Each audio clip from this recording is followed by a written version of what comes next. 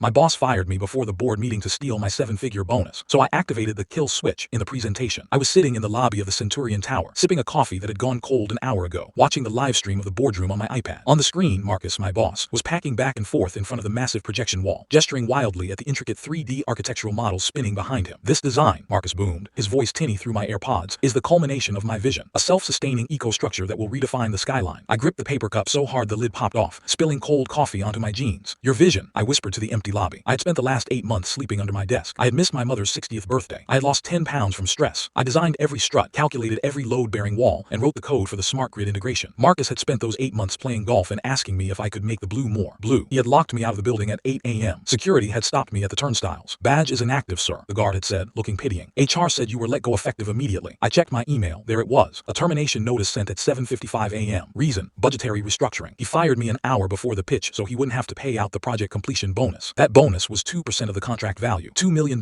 He was stealing my life to pad his quarterly margin. I watched Marcus smile at the investors. He was confident. He thought he had won. He thought that by taking my laptop and my access badge, he had taken my power. That's when the real bombshell dropped. Marcus didn't know that the 3D rendering software wasn't running off the local drive. It was streaming from a private server I maintained for high-load rendering. And he definitely didn't know that I had embedded a remote dependency into the texture files. I opened the terminal app on my iPad. My hands were shaking, not from fear, but from the adrenaline of what I was about to do. I didn't want to just ruin the presentation. I wanted to expose him. At 10:15 a.m., Marcus reached the climax of the pitch. "And now," Marcus said, beaming, "let me show you the interior schematics." He clicked the remote. I hit enter on my iPad. On the screen, the beautiful, glass-walled skyscraper didn't dissolve into a floor plan. Instead, the textures stripped away. The building turned into a giant wireframe phallus. And across the screen, in bold, flashing red text, a chat log appeared. It was the chat log from Marcus's private Slack channel with his mistress. "Marcus, 3 days ago. I'm going to fire the nerd on Monday. He did all the work, but I need that bonus for the boat. He's clueless. I'll just say it was my design." The boardroom went deathly silent. I saw the investors lean forward, squinting. Marcus froze. He clicked the remote frantically. "Technical glitch," he stammered, sweat instantly beading on his forehead. "Just a virus." I typed another command. The audio feed from the presentation switched sources. Instead of the ambient room mic, it played a voicemail Marcus had left me a week ago, blasted at full volume. "Look, I don't care if the structural integrity is questionable. Just make it look pretty for the pitch. We'll bribe the inspectors later." The chairman of the board stood up. He wasn't smiling. He walked over to the laptop, unplugged the HDMI cable, and pointed to the door. "Get out," the chairman said. The audio was crisp. "But sir," Marcus started. "Now," the chairman roared. I watched security enter the room, the same guards who had stopped me earlier, and grabbed Marcus by the arms. He looked at the camera, his eyes wide and terrified, realizing too late that I was watching. I closed my iPad, tossed my empty coffee cup in the trash, and walked out to the parking lot. My phone rang at 10:30 a.m. It was the chairman. "We know it was you," he said, his voice gruff. "That was a hell of a show." "I was just conducting a stress test," I replied calmly. "Marcus is out. We need someone who actually knows how to build this thing. Can you be upstairs in 5 minutes?" "My consultation fee just doubled," I said. "Done." So, am I the monster for humiliating him in front of the biggest investors in the city? Or did he deserve to be buried under the weight of his own lies?